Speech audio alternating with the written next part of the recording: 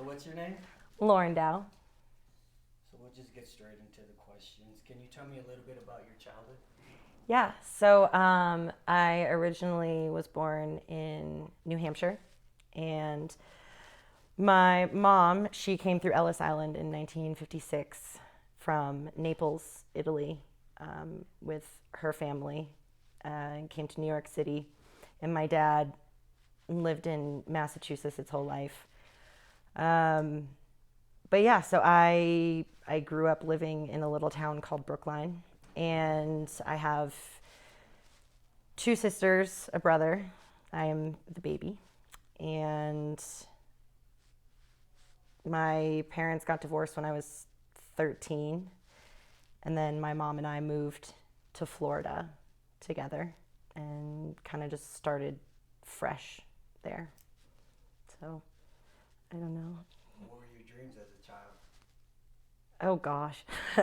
As a child, I mean, I was all over the place, but like I always wrote stories, and I mean, it might sound kind of sad, but I would, our family wasn't exactly,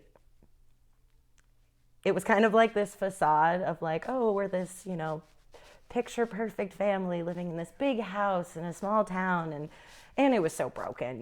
So as a kid, I would have to like write these stories for school, and I remember there was one, we took like a family vacation, our one family vacation, and it was to Virginia Beach, and it was a disaster. I even remember as a kid it was a total disaster, but I came back and had to write about my trip.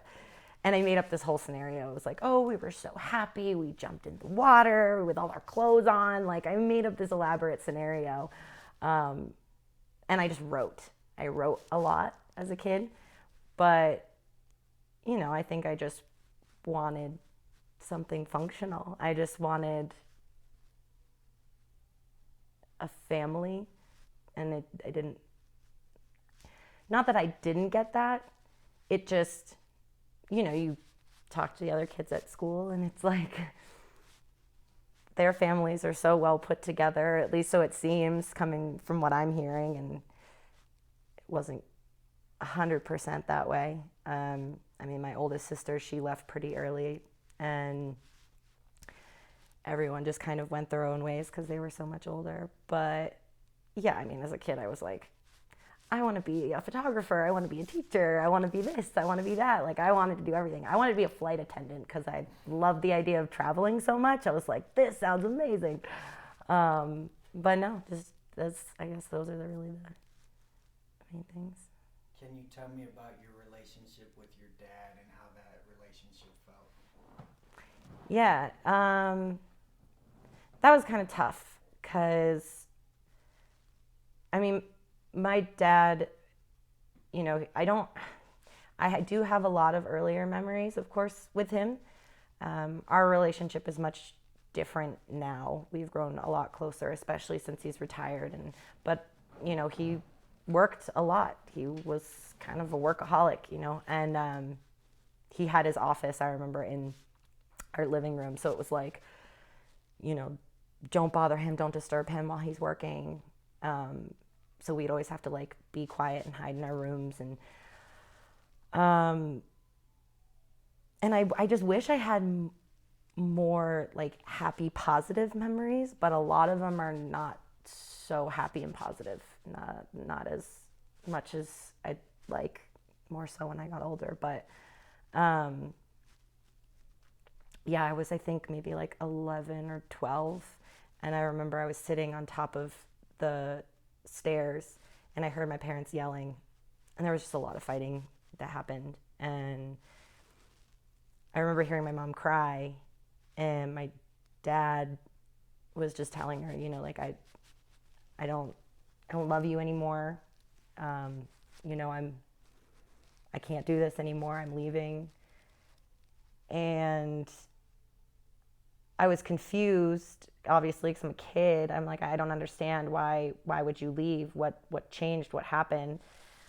Um, and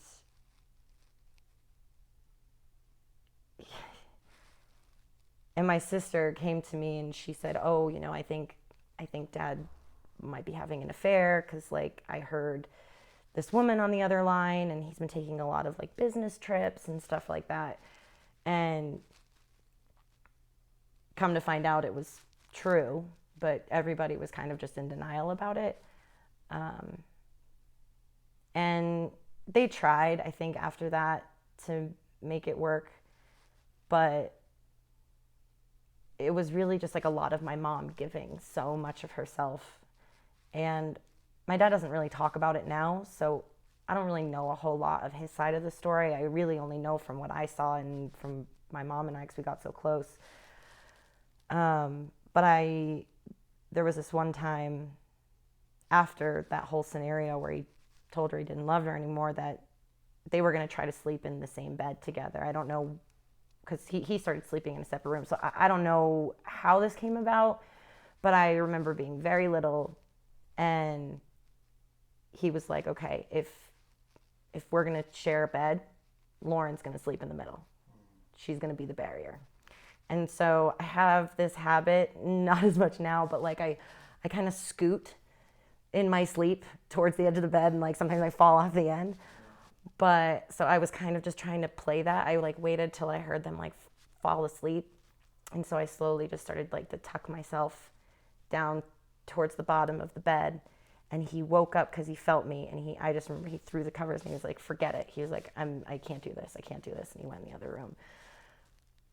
But I mean, I guess, and I don't mean this in any ill will towards my dad. Like I love him and we've had quite a rocky relationship and we've mended a lot of that over these last several years. But it changed.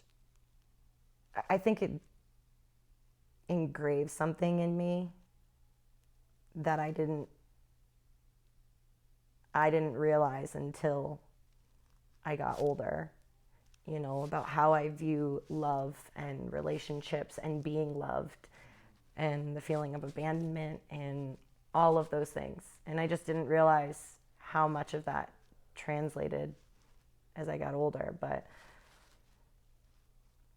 I know there has to be happy memories. Like, I know that.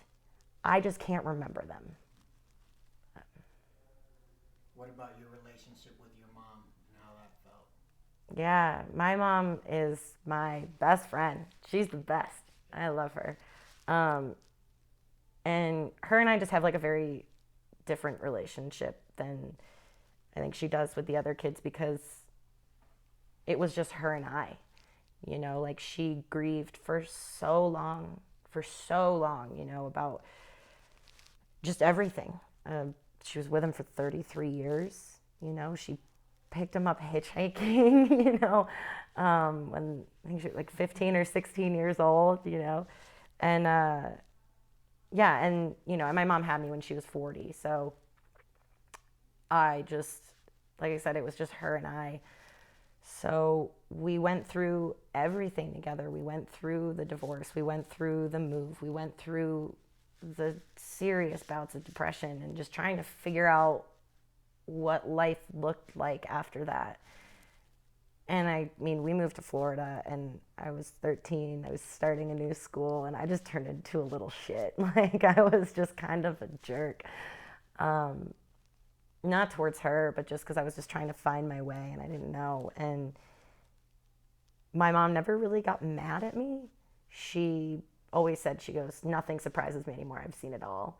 But yeah, her and I are thick as thieves. How would you describe a feeling you have associated with her? Oh my gosh. Adoration. Yeah. I mean, I look up to her. She's one of the strongest people I know, and she's filled with so much love, and she never judges, despite if she shares your beliefs or your values or anything. She'll never ever judge you. And she's just been through so much. She's been through hell and back, and still she's crushing it. What would you say you learned from both your parents? That we're human, that we are human. And I don't, it's taken me a long time to realize that. And I think that that's why it's taken me so long to be able to mend that relationship with my dad, is we all make mistakes and we all fall in love, and sometimes we fall out of love, and sometimes we do things that hurt other people, and it's never, I can't say never, but we try our best not to do it from a malice place. We just make mistakes. I mean, I've made my fair share. Can you tell me about your first love and how that felt? Oh goodness. Are we talking like It's whatever you can identify. It can be a hobby. It can be art. It can be a relationship. It can be a sibling. It can be anything that you're like, man, yeah, I think that was my first love. yeah, my first true, genuine, real love was with a guy named Jeremy. And I met him my senior year of college, and it just moved so fast. And, you know, we met through, it was like a dating app, one of the dating apps. And I remember I was like so nervous. I was like sweating. I showed up at his door. I was like, we were going to, I don't know, go to a bar, go to the beach or something. And I just remember being like, about to knock on the door, and I was like, nope, I'm going to turn around. This is ridiculous. And then he opened the door, and I was like, oh my gosh. But yeah, it just, I think that was my first like real understanding of what it might mean to want to be with somebody for the rest of your life. It did not end that way. I'll tell you that much. Yeah, that ended. How did it feel in it while you were in it? If you could quickly describe. It felt like, honestly, I felt like I lost myself. And I wish I could say something better, but like that's really what I felt. Like I felt like, at first I thought it was just a feeling of like, oh, you lose a bit of yourself to add a little bit of that somebody into you, you know, and it was just so overwhelming, and I was infatuated.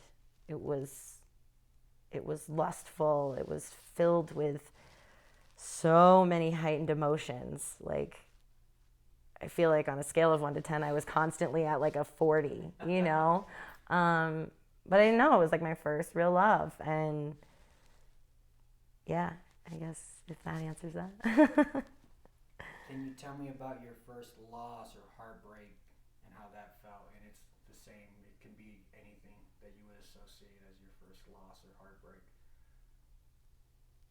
Yeah, I mean, that goes back to the divorce for sure. It totally goes back to that because How old were you in the divorce? when it officially happened, I think I was like 12 or 13. But it all kind of like started before that. Well, I don't know. Actually, I could say even farther back, like, because my sister, she had a kid really young, and Haven was probably my first heartbreak. I don't even think he knows this. We don't really talk about it, but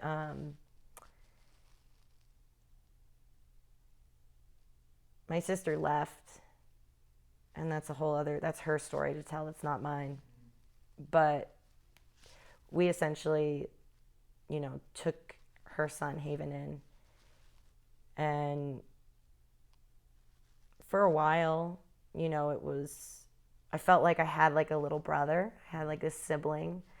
I did everything with him. I helped take care of him. I was so excited. And he got taken away, and I didn't really see a whole lot of him after that. I think that probably was my first heartbreak. And then that followed with everybody leaving home, and then that followed with the divorce, and it just kind of felt like a snowball effect of heartache. How did that feel at that young age, and how did you deal with it in that young age?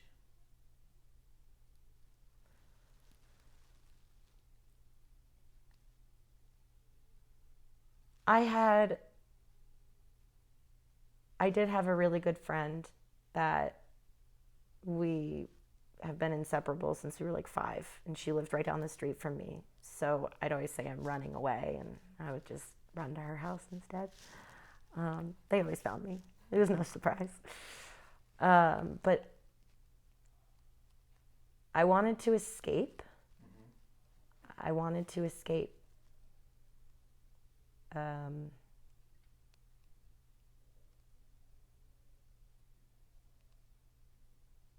I don't even know what was the question. I got so lost in just thinking. I haven't like thought about these kinds of things in a while. So what was the question? I forgot the question too. No. How did it make me feel? How did it make you feel at that young age, and how did you cope with it? Yeah, definitely escape. That was, I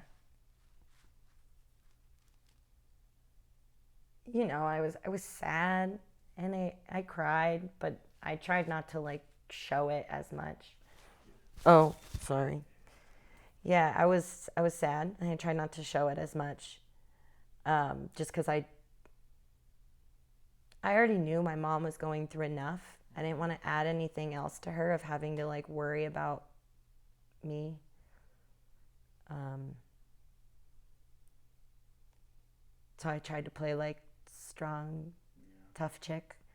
But then I wrote about it. I wrote in journals, and it definitely stunted my ability to handle confrontation a lot. Um, I still struggle with it today, but I used to write like whenever my mom and I got into a fight, I would I would just shut down. I shut down so much. Any type of heightened emotion, I'd just be like, no, this is not happening. And I'd run into my room and I'd hide, and she'd of course want to talk. She's Sicilian, let's be real. And so I would write a letter. I'd write a letter and I'd say what I was feeling or what I was trying to say, but I couldn't get across, and I'd slip it under her door, and she'd read it, and then the next day we'd talk about it and stuff. But yeah, Who would you say first taught you love, and how?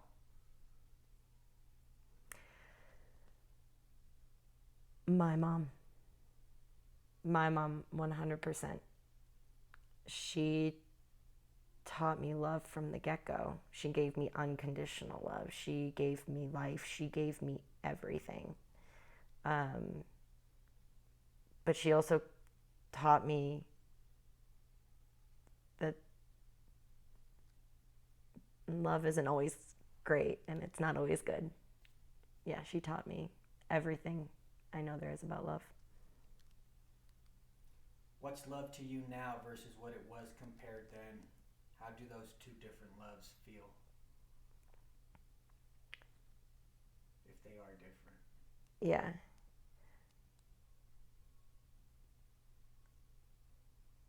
Love to me then, I viewed, I think,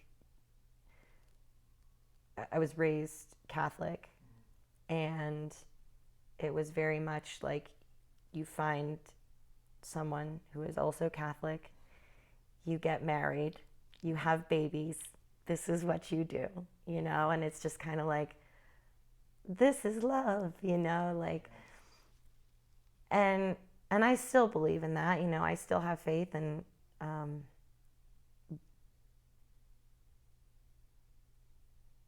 but to me, love is a compliment, like a complementary color, right? Like two colors that are beautiful the way that they are, but they bring out something beautiful in the other when they're together. And One does not overpower, one does not belittle or say I am better than. It complements. I think that's love.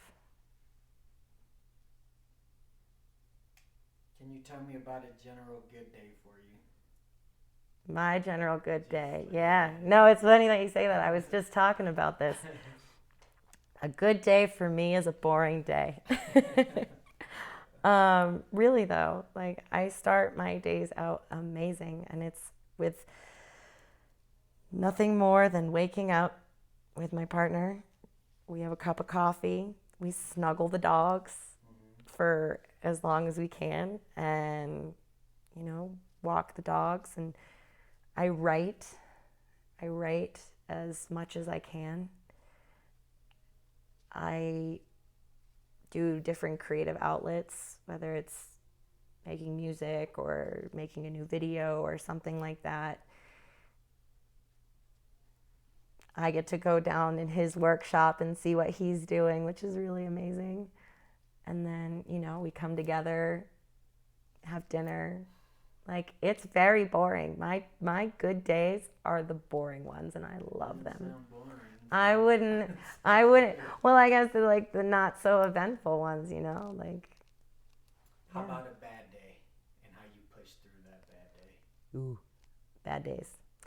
So I'm in recovery for an eating disorder, and I also I have depression. And right before COVID, they wanted to do a reassessment for bipolar disorder, and so a bad day for me looks pretty freaking bad. And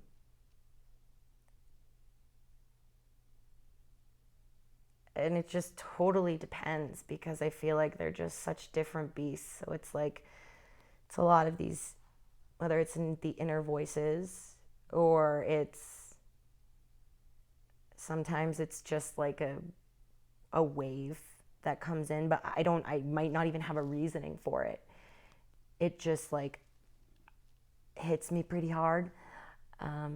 Those days are difficult, kind of debilitating, hard to explain or communicate with anybody really what's going on. So I kind of just hide under the covers. I try to different, things, but yeah, those. What works best for you? um,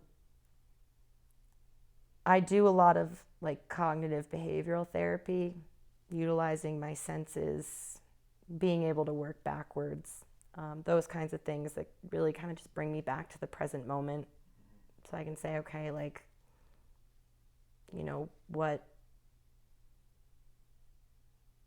what I'm feeling, how can I put a name to it? Or like, for instance, like with the eating disorder, they kind of go hand in hand. Like if the depression starts to kick in, the eating disorder voices start to kick in. And my therapist kind of talks about it like it's like a mountain, right? You have to like catch it before it hits the peak because the come down is like twice as hard. But yeah, a lot of meditative type things. And honestly, sometimes just talking. Like, I feel like a lot of times people just want to fix things, and then really just to listen. Just to listen, and by saying it out loud instead of having it sit in your head or sit inside of you is like, okay, you've made it real. Like, and like with the eating disorder, same thing. Like, calling it out. Like, I have those bad days and I have those moments. I have to look at myself in the mirror, or I have to say it out loud to somebody who will hear me. And I say, okay, like, what you're feeling or what you're seeing, that's not you. That's not really you. That's the disorder. That's the depression. That's whatever. That's not you. And I have to verbally remind myself of those things. What's a person or event that's shaped you, good or bad? How does it feel when you reflect on them or it? Um, One person who has really shaped me, I would say both in good and bad. Um, and I swear if my friends see this, they will kill me by saying that. But my ex, my last ex, um, I backpacked for about a year with him, and that whole experience just completely changed my life. But and there were so many things that he brought that were so good, that really, it challenged me. It made me think outside the box a little bit more, and there were times that he really did empower me.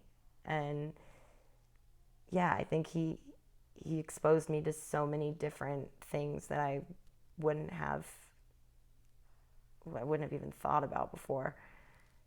But he also, tore me down. He was manipulative. He was an addict.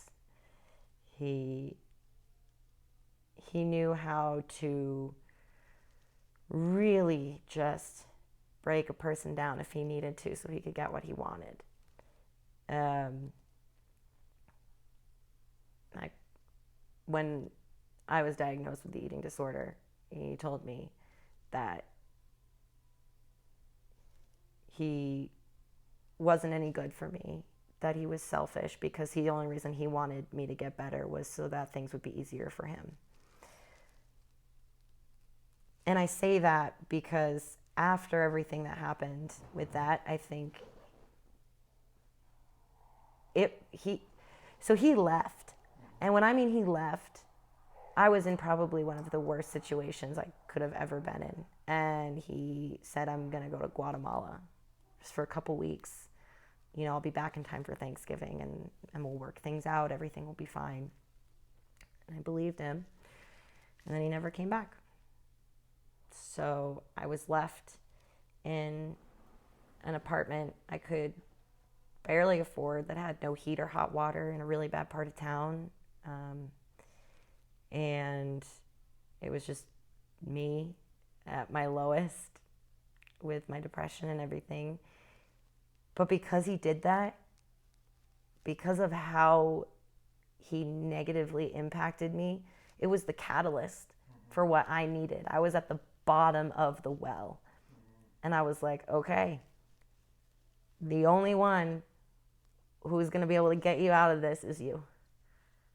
You have to fend for yourself now. There's no relying on anybody else. It's just you.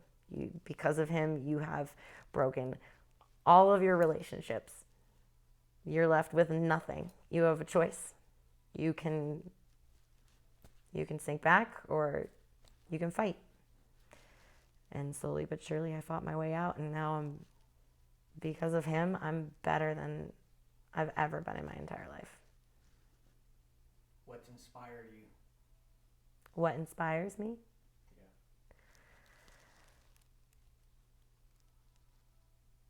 Yeah. A lot. Music. I think seeing my loved ones do amazing things, that inspires me. Yeah, I think it just comes from all different angles. What's been a humbling experience for you? When I was probably at like the worst of my relapse, it was right around when COVID happened. A lot of triggering things, a lot of isolation, but I told myself, okay, like I have, once again, I'm faced with a choice. I'm faced with, I can hide behind these masks, or I can be honest. And I didn't want to just be honest with my friends and family and close ones. Like I wanted to be honest with the world. I wanted to just stop wearing the masks and stop having this facade of like, everything's fine, check out my social media, I'm happy. Like, So I made this video and I put it out there and I said, my name is Lauren Dow and I have an eating disorder. I have depression. These are the things that are real to me and I want to start talking about them. And the minute that I started talking about them, it felt like my recovery became so much easier. And I just got so much love and support from people people I didn't know, people I hadn't talked to in years, people I would have never thought would ever reach out to me, and that was super humbling. Humbling to know that I wasn't alone and that the world really isn't as judgmental as I thought it was. I mean, don't get me wrong, we're pretty divided right now, but there's still a vast majority of people out there that they're really not going to judge. And they want to embrace you and they want to love you. And once you get rid of that. Feel? With letting it out and then getting the response you got. Just how'd that feel? I cried like a baby. I did. I cried like a baby. I felt like for the first time I could breathe. Like I felt like I had been carrying around a backpack full of bricks. And I just was like, I took it and I threw it over the edge. And I was like, oh my gosh, like, I don't have to pretend anymore. I don't have to pretend that I'm happy all the time. I don't have to talk 800 miles an hour and push my food around and smile to fake people out. Like, I don't have to do these things anymore. And I felt vulnerable. I felt authentic. And I felt free. I felt so free. And it was the best feeling ever. Ever. Go in your mind and think.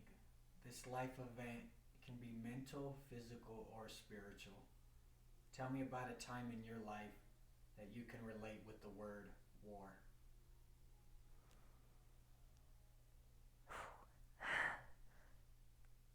The constant war that is in my head.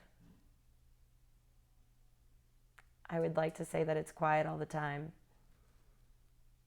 but it's not. It's a constant war in my head. That is probably the one word I use to describe it most often. It is a battle between me and my inner monster, me and the inner voices, me and the depression, constant. So how do you fight that war? Well,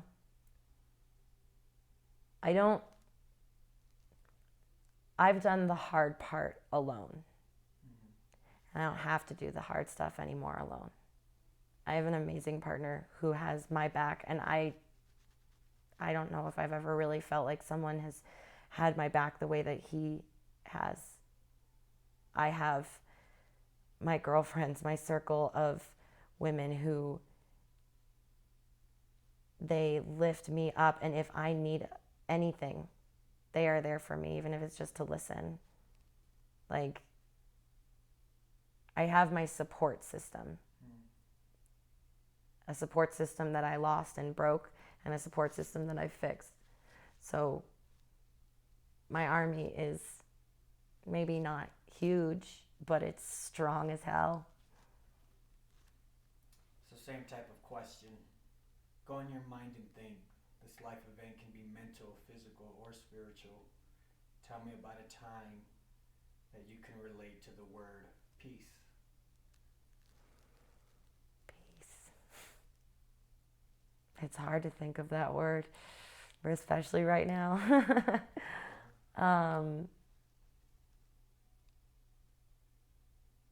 Yeah, I think there was a very specific moment. I remember sitting in a red leather chair, and I was in an apartment in Buenos Aires, and I look outside the window, and the sun's coming through, and there's this giant palm tree, and I'm overlooking the city.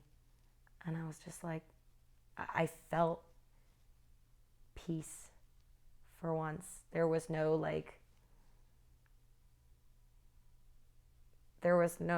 set plan. The plan was to not plan. I didn't have any responsibilities. I didn't have anything. I just could be at peace.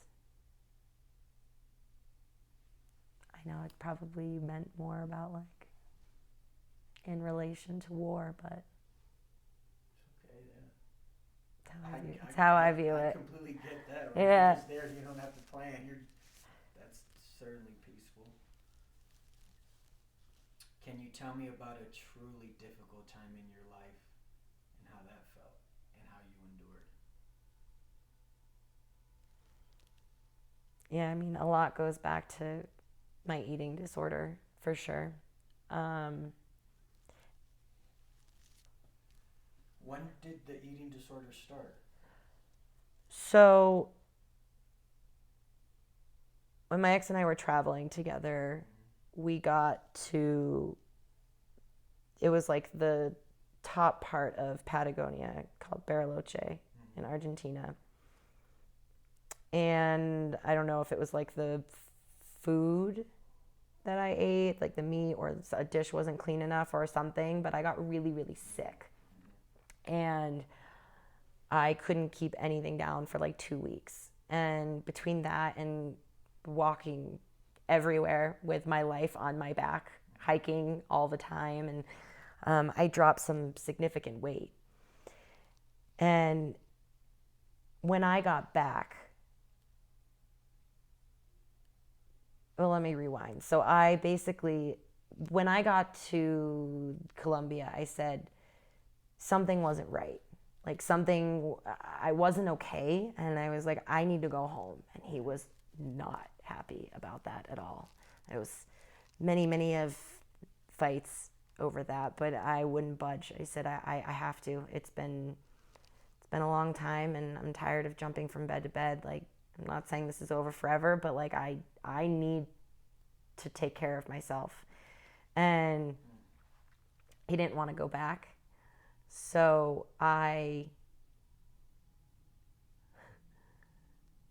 got on one flight and he got on another, and he said, I'm going to stay here for another week. I'm going to go back to Massachusetts after. Maybe you can meet me up there, and you go to Florida, you see your family, you do what you need to do. And in my head, I was like, yeah, that's totally fine. Not thinking in the addict brain that the only reason he wants to go up is so he can use again, without the responsibility of somebody else. So it was a whole debacle even just trying to get home. I took a like 3 hour or 2 or 3 hour taxi ride, and I was like, oh, I'm going back to the United States. I don't need any money. I don't need any money anymore. So I exchanged whatever cash I had, and then I just spent it on a meal, and I was like, well, I'll be on a flight. I'll sleep and be in the United States. Only the flight didn't happen. Because I guess excuse me, I guess the crew had flown for too long, and so they had to sleep. And I was like, I'm stuck at a Colombian airport with no money, no way to get back. What the hell do I do? So this older couple, I went on a whim. I trusted my gut. It was probably very irresponsible in the moment, but I went with them. They were like, I have 2 daughters that are your age. Like, I would hate to see them in your situation. I would be terrified. So if you want, like, if you feel comfortable, like, you can stay with us. Like, we're going to get a hotel room. And I was like, you know what? I'm pretty much out of options, or I'm going to have to sit here until they kick me out. And then what? I stay at 3 a.m. sitting outside of an airport because it doesn't stay open all night long. And it ended up being amazing. I had dinner with them, we talked, and the next morning we were on a flight and I came back. But the hardest part of it was the coming back, because I felt like I was in like Charlie Brown, and it's just like wah wah wah wah. You hear the parents, like I couldn't communicate with anyone. I felt like I had seen a lot and I had experienced a lot, and then I felt like I just jumped right back into first world problems. And I was like, And it wasn't even just that. There was like so many other emotions and things that were happening. And I just, I spent, oh God, I spent like just days in bed crying because I was like, I don't know what to do with this. I don't know what to do with this feeling. Plus, I had, my eating disorder was like, I was almost using it as a crutch, but I didn't know at the time. And I think that these are things that has been with me for longer. It's been with me for longer than I think I've ever really acknowledged until I started therapy. But it didn't really come to fruition until after I came back. And everyone saw me and they were like taking a double take and they're just like, who is this person that I'm looking at? And one of my closest friends, she said, you look emaciated. Like, you're not okay. Like, you need to get help. And I was like, I don't know what you're talking about. You're crazy. And I look in the mirror and I didn't see what she saw because I have body dysmorphia. So what I see in the mirror is not what everybody else saw. But yeah, and then in 2018, I finally started seeing a therapist and got properly diagnosed and started getting the right help. But it took a long time. It took a long time to get there. How has this whole COVID experience affected you? Just it can be whatever your take on it is. Mm-hmm. How's it affected you personally? Yeah, I think at first I hated it like everyone else. And I still get pissed at it from time to time. Don't get me wrong. But I just had a conversation with this girl today about it, that it's been a very strange blessing in disguise.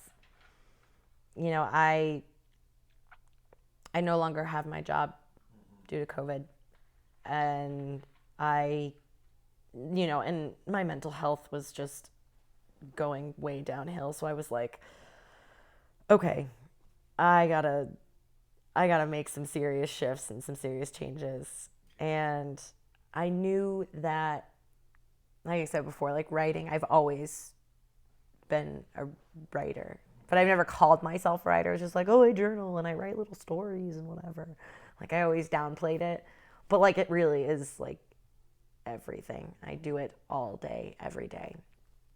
And I said, you know what? I'm going to use this as an opportunity. I've done the same job for 12 years. Maybe not at the same place, but I've been doing the same job. And I freaking hate it. So why do I keep doing it? Because ultimately, I was just going to look for another job that was going to put me right back in the same situation. Like, why would I do that? I was miserable.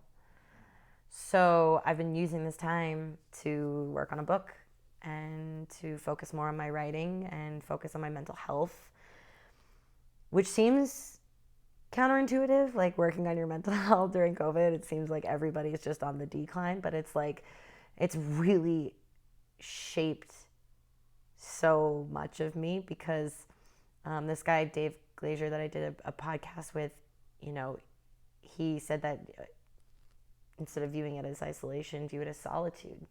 View it as a means of more time for introspection and looking deeper within yourself. So I've started these new ventures and I want to keep going with them. And I've got nothing but time right now. So can you tell me about a truly joyous moment in your life and how that felt? Yeah. I feel like I have a lot these days, so picking one is hard. Oh,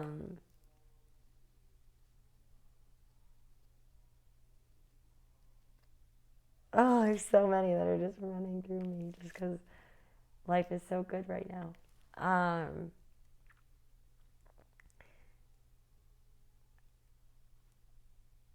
I think one of the happiest that I can think of off the top of my head right now was when my two of my girls, Chelsea and Bree, we have like a matching tattoo that we all got together. They've been ride or die since I was a 15-year-old girl in high school and in the drama club and all that. And they've been with me ever since. And they were, two relationships that just totally broken because of my last relationship. But the day that they opened their arms up and they were like, I'm so glad to have you back, I felt like over the moon. I was over the moon because I forgot how important friends are, especially the ones that know you for so long. What keeps you up at night? Ooh. So, um, I get kind of manic sometimes and I get really anxious. So I will have like a million ideas all at once and it's like my brain can't keep up. So I'll just lay there like, okay, I'm here. Um, Maybe you mean in a bad way, but No, I guess, go for it. yeah, like I guess honestly, it's like in a good way. It's like almost like I'm fueled with so much fire that I can't sleep. Yeah, me too. What keeps you going every day? What keeps you going every day? um, love, love does in so many ways. Love with my partner, love with my dog, love with my friends, my family. I just have such a different view of life now. I have such a love for life that I didn't have before. Imagine you're in the hospital today with only hours to live. What would be your regrets, if any? I wouldn't. I live every day with love. You told me what your dreams were as a kid. What are your dreams now? Now, I want to just keep I want to keep talking about mental health. I want to keep talking about eating disorders and depression and I want to help be a voice for those who can't because I know what that's like to like feel really alone. Like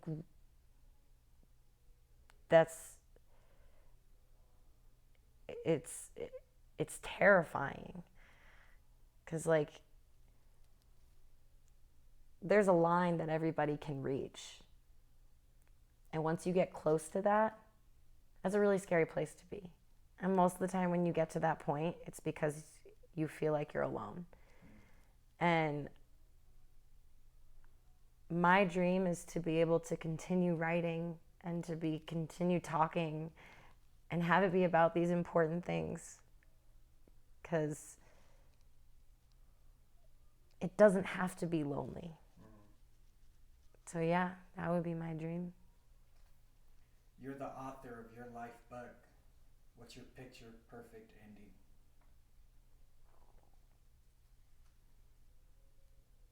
That's not for me to know.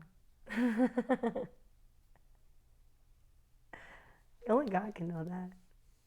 If I had to decide, Yeah, I mean, I agree with you. Only God does know, but if you can envision what you would picture as, your picture perfect, like, man, that seems like paradise to me. paradise. Um, I'd have a house, be stable, healthy. Yeah. I'd be healthy, happy, I'd be writing. Um, a lot of dogs, a lot of dogs. Kids, the whole nine. Like, I want that life, It's all the stuff I feel like I didn't really have. and I feel like I deserve. So I want those things. Cool. Cool.